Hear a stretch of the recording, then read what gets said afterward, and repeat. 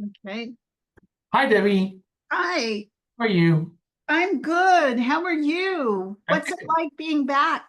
It's nice being back. I'm catching up with myself slowly, but I've got a lot to read and a lot of people to talk to Yeah, figure out what happened for the last 3 months. But it seems like it was all pretty fun. I went yeah, well.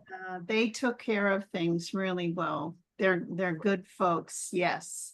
And Yeah. I've been on Gospel Preview with Reverend Alex and Reverend Megan. Yeah. So yeah, it's been good. I'm glad that you found it, and I'm glad you're here today. Shall we let me share my screen, and I have the gospel for Sunday here, and I'm preaching. It's my first preaching since coming back off sabbatical. So I'm going to try and find out, see if I can remember how to preach again. Um, okay. Shall I read half and you read half? That sounds good to me. Luke 10:38 to 42.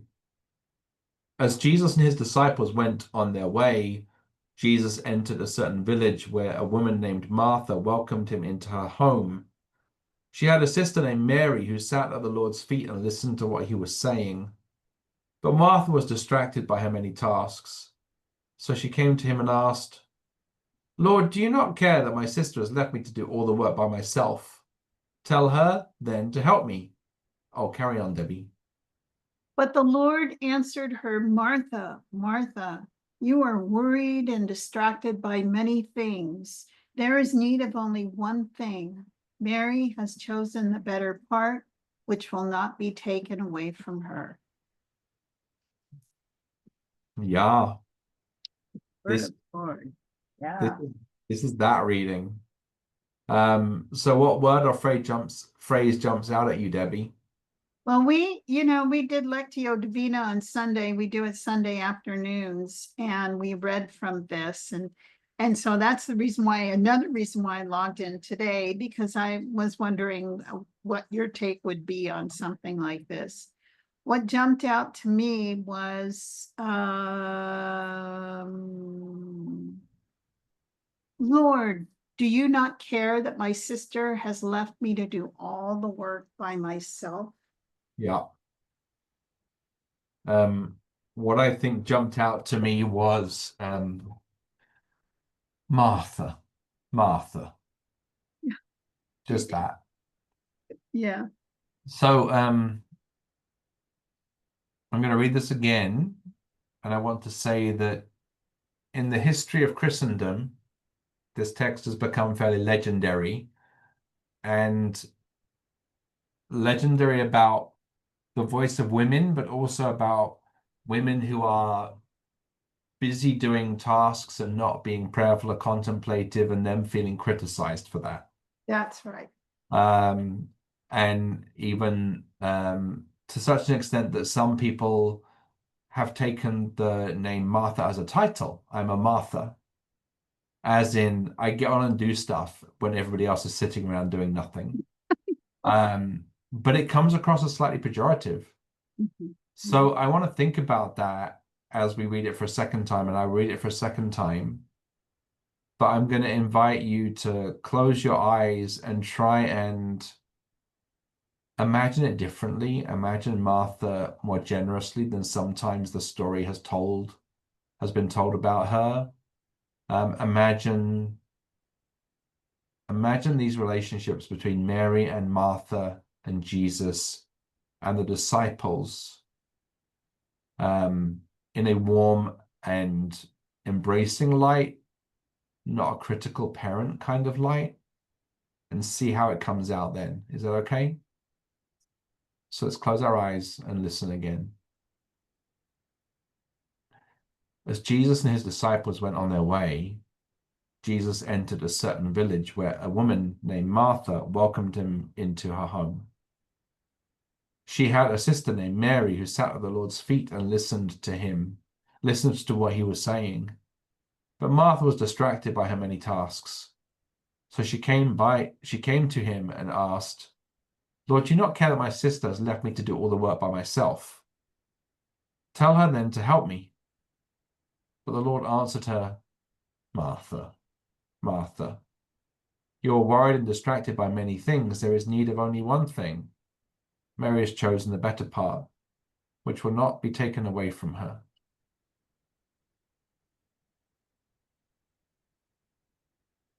You know, I noticed one thing that I've never ever noticed before.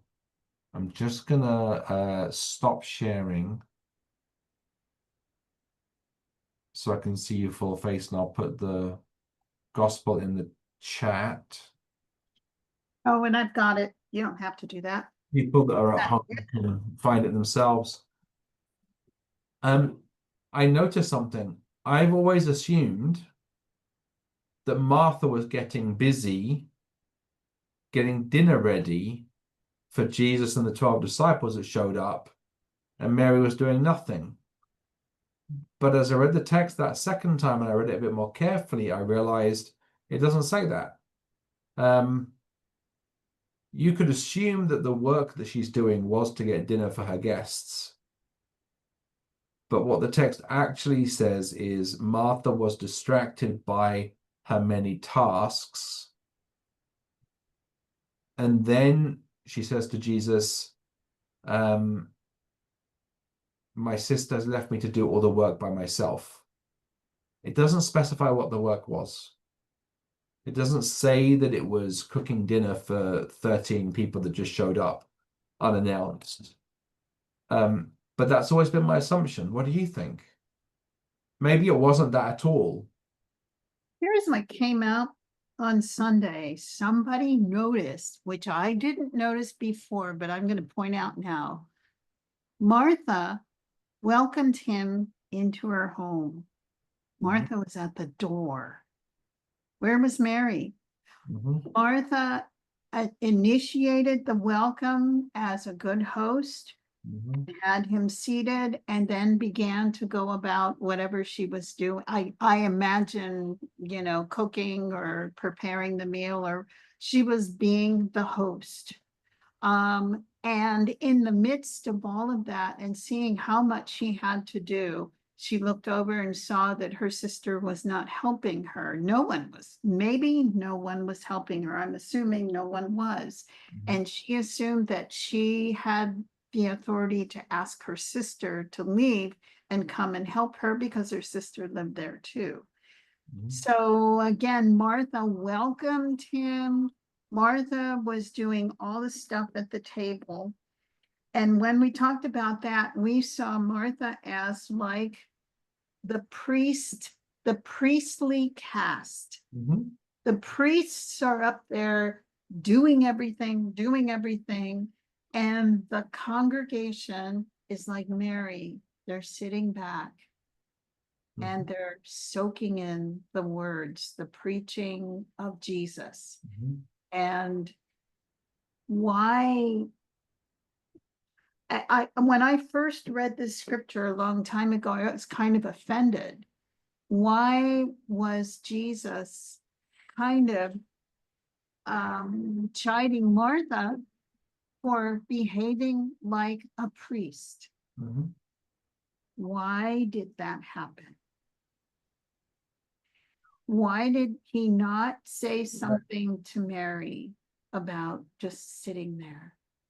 Let me pause you for a second, because there's an assumption in what you said, or maybe a little tiny projection. Martha, Martha, you are worried and distracted by many things. There is need only of one thing. Mary has chosen the better part. Is he chiding Martha? Is he telling her off? Or is he simply inviting her to rest too? And when I listen to the Martha, Martha, it entirely depends on the tone of voice that you read that with. Is it like, Martha, Martha? Or is it like, Martha, Martha? More gentle, I think. Is it like, also, these two women are being named in the gospel. They are not anonymous. They're not one of the regular people he meets. He knows, he's in relationship with them. He's known them for years. I think sometimes it's like, maybe he knows what Martha's like. He knows what Mary's like. He also knows, this is an assumption by me. This is a complete assumption by me. But I think he knows where the pots and pans are, and he knows where the hummus is kept, and he knows where the bread is. And he knows if he's hungry, he can go get it because he's at home. I don't think he's in a stranger's house. I think there's an element here of like, Martha doesn't need to be doing that. He knows where to get the fish from, and he's perfectly happy to help cook as well. How does that sound? It, that could be right, but Martha Martha also understands that she has a role that she should fulfill. Yeah. I mean, you know, and most people, once they understand their role, and she is the host and she is the mother type, and she is always the one that he talks to first, I think. Yeah. You know, and they always talk about practical things. So she holds that role, and she is trying her best to fulfill that. That is her part in this relationship, I think. Yeah.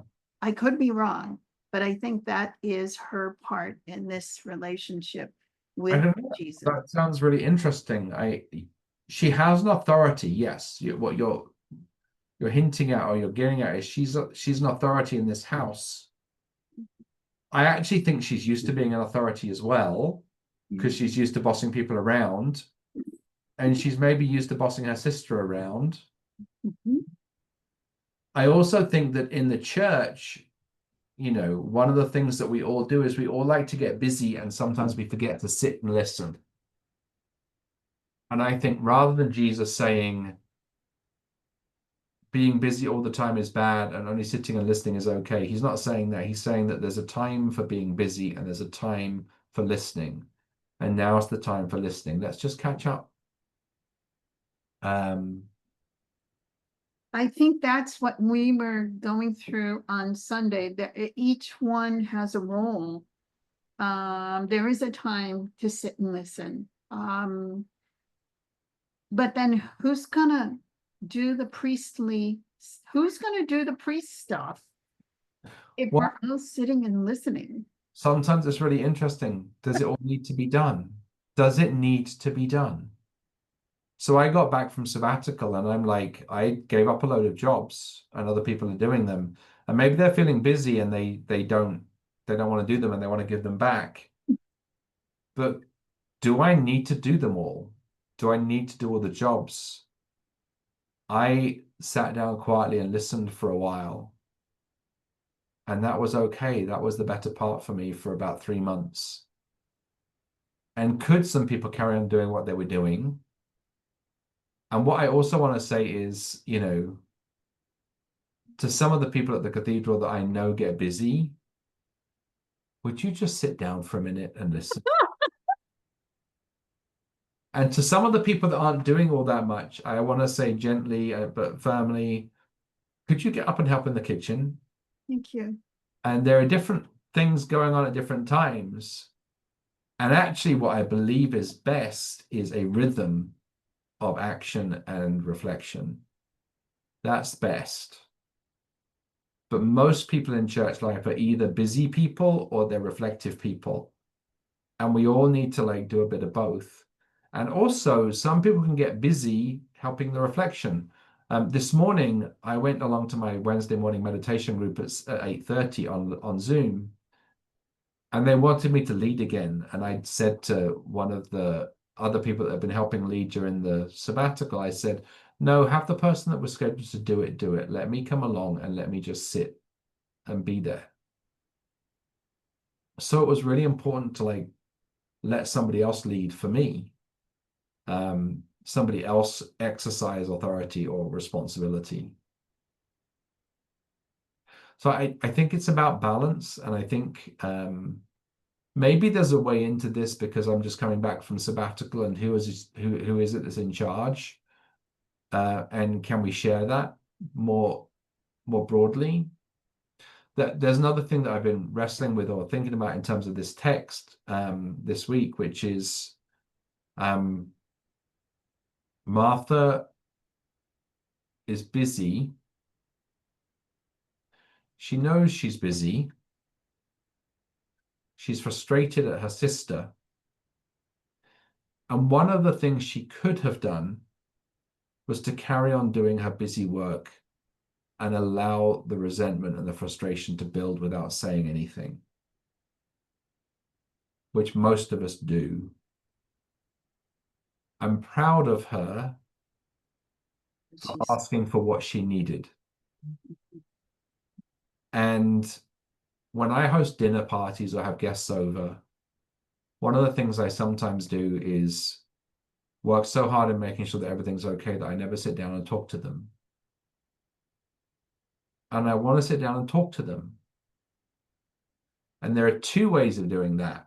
One way is to know what time they're coming and to be ready before they get there so that you can sit down and talk to them. The other way is, which is much more likely to be common in my house, when they get there, give them all jobs and have them talk to you whilst we're doing the jobs, and then sit down when the jobs are done and spend time with each other. But if I'm just busy doing all the work, and also it's gotten easier because I now know how to like cook better, and I can keep the times of what's going on with the food in my head more easily, so I can like take a break and sit down and chat to people. But when I was on sabbatical, there was one time when people came over for a grill, and rather than me just try and do everything for everybody, because I find it hard to ask people to do stuff, I stopped and said, okay, would you get the drinks together, and would you help me cut the vegetables for the salad? And would you put the dirty things in the dishwasher so that we've got, space in the sink? And everybody was happy to do it. And I'm not very good at asking that. So what I was partly thinking about is Martha is my hero. Yeah. Because she learned to ask what she needed. But also, there is another thing that Martha could have said, which is, so she could have not said anything and been resentful and got frustrated and just become angry and seethed at her sister.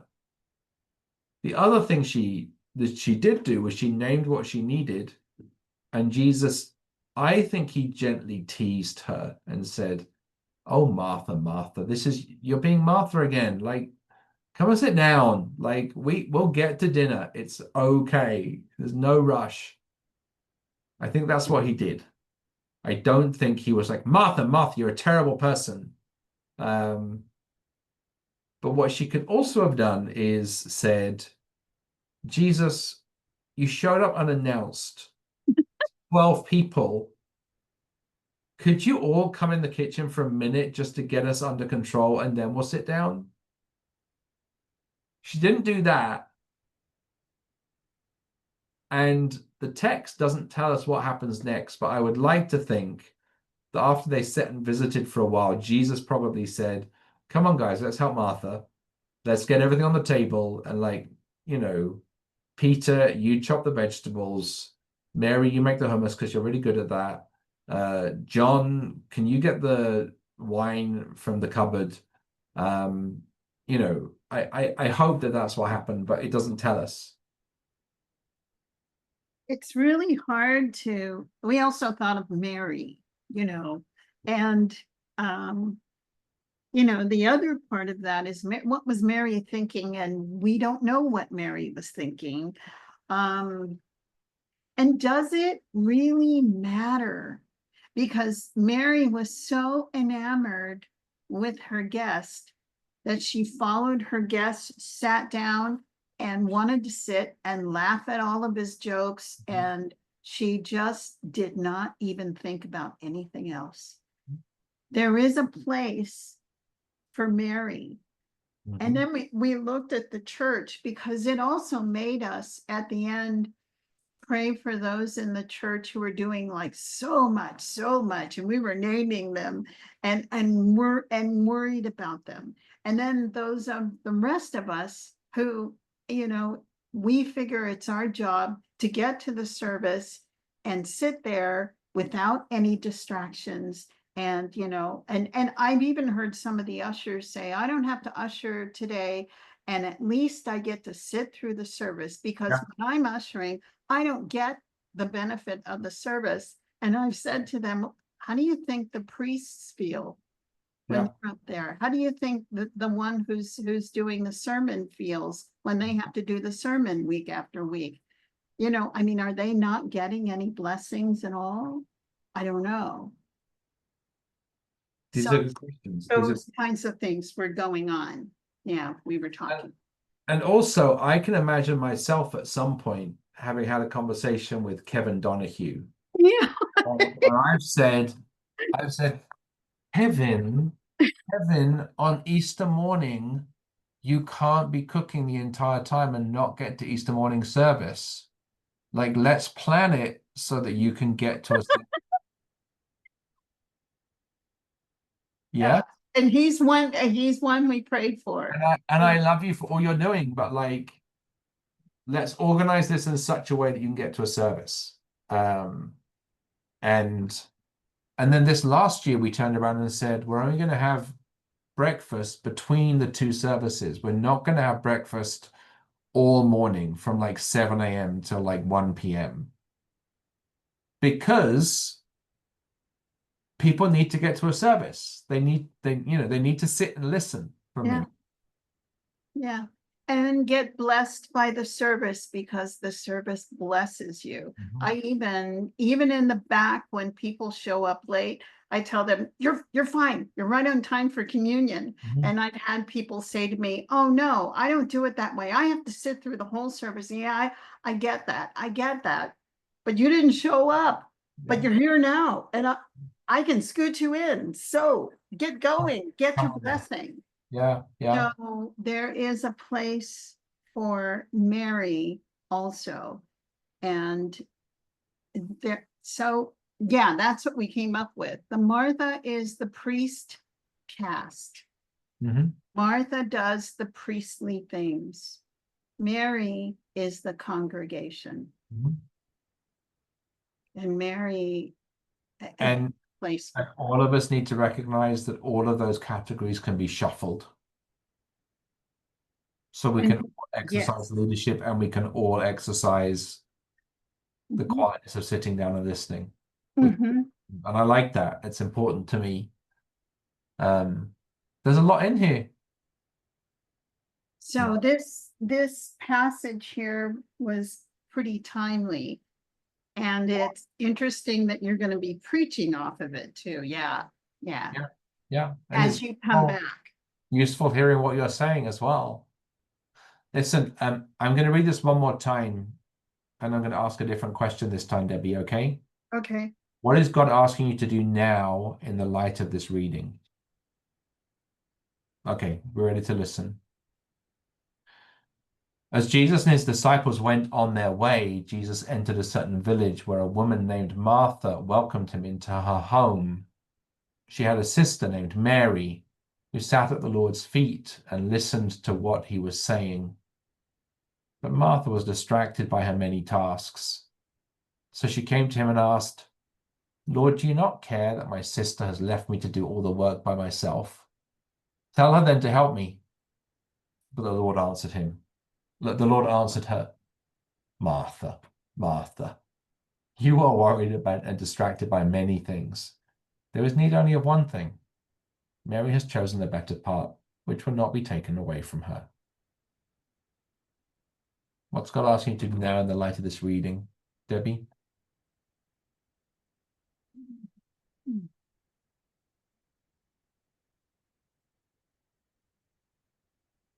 That a break is important. That Sabbath is important. And also too, that the person who chooses to sit at the Lord's feet and laugh at his jokes and forgets about the dishes, it's okay. Yeah. I think the Lord is telling me to remember that even though I'm back from sabbatical, to still have a rhythm which includes rest, recuperation, and listening, as well as action. Listen, shall we say a prayer? Yes, God be with you. and also with you. Loving God, we give you thanks for Martha and for Mary, Yes. for the part of our own souls that is very much like Martha in this story, that just wants to get stuff done and be busy and host people and cook and do everything that needs to be done. Remind us also that there's a part of our souls that needs to sit and listen. Help us not to criticize Martha and praise Mary too much, or call Mary lazy and praise Martha for her work, but help us to find in ourselves a balance. Yes. A balance between these things, Yes. that we might serve you and your people more fully. Amen. Amen. It's nice to see you, Debbie. It's nice to see you. Welcome back. Sorry this has been a bit shorter today, but It's a good one. I'm catching up with many, many things. And it's lovely to see you, and I'll see you on Sunday. All right. God bless. Bye. Bye.